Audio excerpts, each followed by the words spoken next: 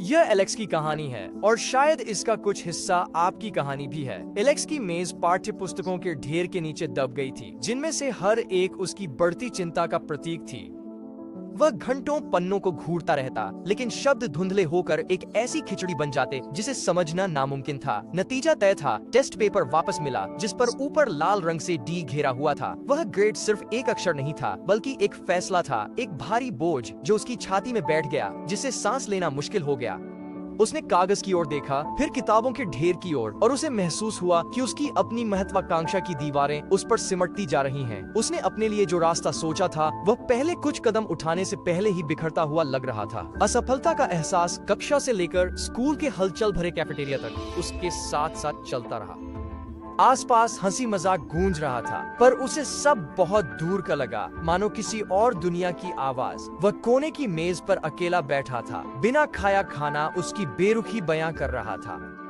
वह अपने दोस्तों को हंसते बोलते हुए देख रहा था और उस जुड़ाव के ताने बाने से खुद को पूरी तरह कटा हुआ महसूस कर रहा था। अकेलापन एक ठंडी खामोशी की तरह था, जो शोर शराबे में भी उसे हर पल घेरे रहती थी। वह खुद को एक अदृश्य साया मानता था, जो उस जीवन के किनारे भटकता रहता था, जिसका हिस्सा बनने के लिए वह बहुत बेताब था।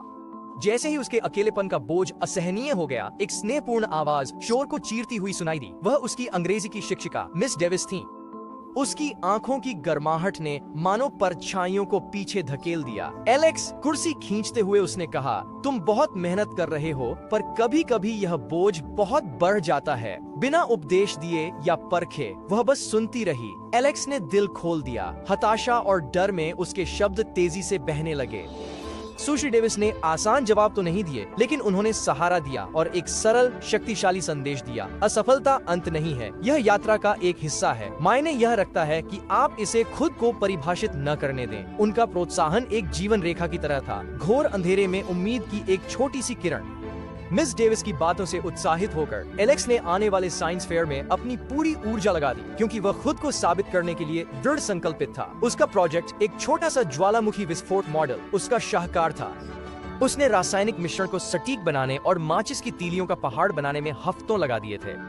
मेले के दिन वह घबराहट और गर्व के साथ अपने प्रदर्शन के पास खड़ा था, लेकिन जब निर्णायक आए और उसने विस्फोट शुरू किया तो कुछ नहीं हुआ। उसकी अथक मेहनत का एकमात्र परिणाम धुएं की एक पतली लकीर थी। सबके सामने हुई यह निराशाजनक विफलता एक सार्वजनिक अपमान थी, एक ऐसा झटका जो बहुत बड़ा महसूस हुआ।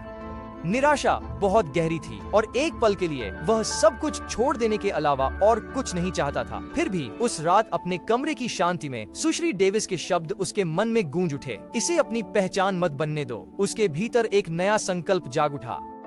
यह असफलता उसकी कहानी का आखिरी अध्याय नहीं थी। उसके दृढ़ संकल्प का एक दौर शुरू हुआ। कैमरे में उसकी घड़ी को आधी रात के बाद चलते हुए दिखाया गया और कमरे में रोशनी का एकमात्र जरिया उसका डेस्क लैंप था। हम उसे नोट्स लिखते, फ्लैश कार्ड बनाते और मार्कर खत्म होने तक व्हाइट बोर्ड पर सवाल हल करते देखते थे। वह सिर्फ पढ़ नहीं रहा था, बल्कि अटूट एकाग्रता से अपने भविष्य के लिए संघर्ष कर रहा था। उसने ट्यूटर्स और स्टडी ग्रुप्स की मदद ली और पढ़ाई के तरीके को निष्क्रिय से सक्रिय बना लिया। आस्टर आंखास इंसास और हर देर रात और हर कुर्बान किया गया सप्ताहांत उसकी वापसी की नींव में रखी गई एक ईंट थी। अंतिम दृश्य उसकी दृढ़ता का प्रमाण है। स्कूल के सर्वोच्च पुरस्कार के लिए जैसे ही एलेक्स का नाम पुकारा जाता है, पूरा हॉल गूंज उठता है। तालियों की गड़गड़ाहट उसे पूरी तरह से सराबोर कर रही है। जब वह मंच पर जाकर अपनी पट्टिका ग्रहण करता है तो उसकी आंखों में एक गहरा गर्व साफ दिखाई देता है। फिर दृश्य बदलकर ग्रेजुएशन के उस खास दिन का हो जाता है। वह अपनी टोपी को सलीके से ठीक करता है और उसके चेहरे पर एक आत्मविश्वास भरी मुस्कान तैर रही है। जैसे ही वह अपना डिप्लोमा लेने के लिए मंच की ओर बढ़ता है, उसकी नजरें मिस डेविस से जा मिलती हैं। वे बड़े गर्व के साथ सिर हिलाकर उसे शाबाशी देती हैं। वह अब केवल एक अकेला लड़ी छाका नहीं, बल्कि एक उज्जवल भविष्य की दहलीज पर खड़ा युवा है, जिसे उसने अपनी असफलताओं के बावजूद नहीं, बल्कि उन्हीं की बदौलत हासिल किया है। क्या जीवन का असली अर्थ यही नहीं है? सिर्फ गिरना ही नहीं, बल्कि बार बार उठ खड़े होने का अटूट साहस।